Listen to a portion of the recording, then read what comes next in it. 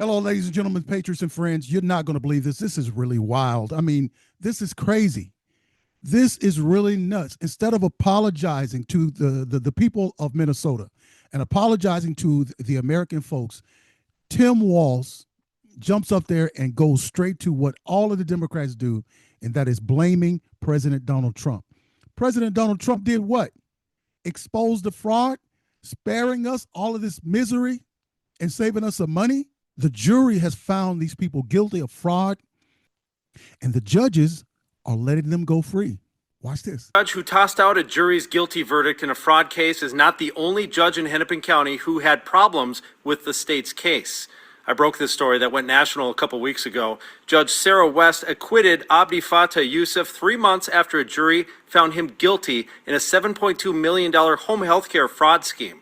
Since then, I've found that another judge, Amber Brennan, dismissed charges against Youssef's wife before it reached trial, and a third judge, Hillary Caligiuri, dismissed charges against another co-defendant. In that case, Caligiuri said the state had very little evidence. Judge West's ruling relies on a review standard for cases that rely heavily on circumstantial evidence with wording that is unique to Minnesota. It says that the evidence has to be inconsistent with any other reasonable hypothesis. I'm following a state Supreme Court decision expected to come back soon that could completely rewrite all of that. It's the conviction of Nick Firkus for the 2010 murder of his wife Heidi. Whether his conviction is overturned or affirmed, the court opinion will have a huge impact on many cases in the state. I'm Lou Ragoose. Follow for more news. They're letting the people off. What did you notice? What was one of the things about every one of those judges? Did you see it? Did you notice it? I'll leave it for you in the comments. Let me know if you notice. This country is being plagued by crooked leftist judges. And we seek justice. This is why we can't get Letitia James right now, because of the judges. Here's a video. I'm going to play a video for you by Fox News, and I think they did a really great job in a 6-minute segment. It's kind of a lengthy video, but it's worth it. They break down the fraud in Minnesota and Tim Walz and so on. Let's check it out. Walz says his state has been taken advantage of by, quote, an organized group of fraudsters. Minnesota has drawn controversy in recent weeks over a fraud scheme involving several departments and nonprofits. Money that was supposed to go to services like child care, COVID-19 relief, and autism care instead went to items like luxury cars and properties. The Justice Department estimates about $1 billion in state and federal taxpayer funds have been wasted. So Walz took shots at President Trump, who has criticized Minnesota as a hub of money laundering activity. Donald Trump brought this to the attention like this is something brand new. This is not brand new, and it's been being worked on, but he made it white hot and very dangerous. It's been worked on. How many people went to prison, Tim? And why haven't you been talking about this? Why haven't you been telling the people you're dealing with this? When I speak up, it brings Donald Trump's petty vindictiveness to Minnesota. And this is all about coming and attacking us. He didn't know anything about this. He doesn't know how a Medicaid program works. The only thing he knows about is he's going to double the cost over the next week. Meantime, Fox News Digital reports a whistleblower is exposing a similar scheme in Ohio. Ohio, check it out. Minnesota was just the tip of the spear. The problem today is not the community. It's actually the criminals within the Somalian community that have exploited Ohio's Medicaid. There are just as many Somalians in Ohio as they are in Minnesota. Program. They've been able to find loopholes in Ohio law to provide for care for family members, even when they don't need it. Cook says states should be asking for audits of their Medicaid systems and programs to avoid fraud. Charlie, Rachel, and Griff. All right, Maddie Rivera, good point. Yeah, we should go nationwide, not just in Minnesota. But the case in Minnesota, the feeding our future, taking money from poor children is among the largest fraud cases we've had anywhere related to the pandemic.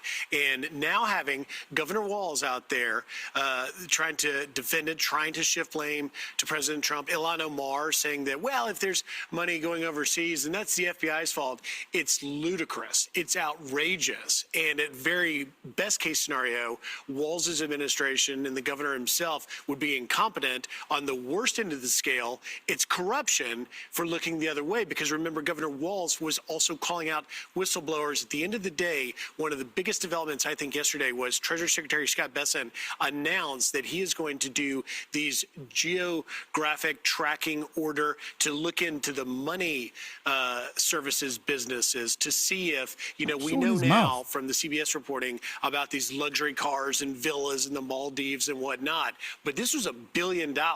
So where did all that money go? And there is a suggestion that some of it may have been going back overseas. Now the Treasury Department is trying to look into whether there is any criminal enforcement that it could be being sent back to possibly terrorist organizations. Well, it was also not just Feed the Children, but there was a whole autism scam as well. And they were paying parents to pretend like their kids had autism, so then they would take the money into these centers. And I mean, the whole thing is just rotten to the core. I want to see, were officials looking the other way because maybe they were getting kickbacks themselves, that money was getting laundered overseas and then coming back? There's a lot of possibilities here of what could have happened, because I find it really difficult to believe that this amount of money could have escaped the eye of so many officials in that state. So, I want to wait and see what happens with this investigation. I think it could go deeper and get uglier than we actually think. Here's Tim Walz saying, it's not me, it's Donald Trump, or it's white men. Watch. What do you want to hear more from, instead of just saying, don't blame us? Do you want to see more ownership and oversight from within the Somali? Look, it's not law-abiding citizens. If that were the case, there's a lot of white men should be holding a lot of white men accountable for the crimes that they have committed. It's asking Tim, you're a us white then, man. For every crime, which of course the majority being committed by white men, asking us to do more about that. So obviously, Democrat politicians are obsessed with race. They use race to get power, and now we see Tim Walz using race to try to evade responsibility for something that he is completely responsible for. I think you make a great point, Rachel. And we do know for a fact that many of the people that were involved in this were politically connected to Ilhan Omar and Tim Walz. And this is the way these government scams work. People come to politicians, corrupt politicians, and they say, hey, we want to feed the starving children. And Tim Walz and Ilhan Omar go, okay, yeah, let's do that. And they go to the federal government, and nobody at any point says, well, show us the starving children. That's never been asked. They just say, okay, we're going to put out this bill that's $2 trillion. We'll give you some of it. How about that? And so then they take it. And then when we find out that there's been $1 billion in fraud that has been taken from these starving children, their answer is, oh, you don't want to feed starving children, and you're racist. That's the way these things always work. And, can you imagine if Republicans had been behind this scam? There would be TV crews all over Minnesota looking for these starving children and doing like videos of, oh, and this child died because Donald Trump stole this money. But it's Tim Walz and Ilhan Omar, and it's crickets. Nobody is looking for them. I want to see the starving children. And that's such a great point, Fox Charlie, News should because do it. it's worth pointing out that Ilhan Omar sponsored the 2020 Meals Act, through which it subsidized the USDA to keep paying for feeding these children, poor children, and yet her program is the vehicle through which all of this fraud was able to transpire. Everybody wants them to be fed. It's just that they're stealing the money before it gets to them. But just show us the starving children. Those were excellent takes. I mean, that's just astounding and astonishing. Ilhan Omar founded the bill, wrote the bill for the starving kids in order to get the money. This was a vehicle to getting the federal money to go into those programs so that they can run the scam. I believe, ladies and gentlemen, we are about to be rocked, okay? Listen, I'm getting chills just thinking about it. We are about to be rocked. This nation is about to be rocked. Ilhan Omar, they're going to drop the bomb on her, and she is going to be out of here. And I'm hoping that we do have Republicans in office who are stout-hearted, who are strong, who are bold, and who's taking cues from President Donald Trump. When we talk about when they call you a racist, no, just lean into it. Just listen, face the storm like a seagull. Face the wind, let the wind blow, but I'm not going anywhere. Okay? We've got to get this done for the people, for the American citizens. This is their country. It doesn't belong to anybody else. And we don't owe anyone else anything. So listen, I'm not done with this story. This story is not over because ill hand, all right?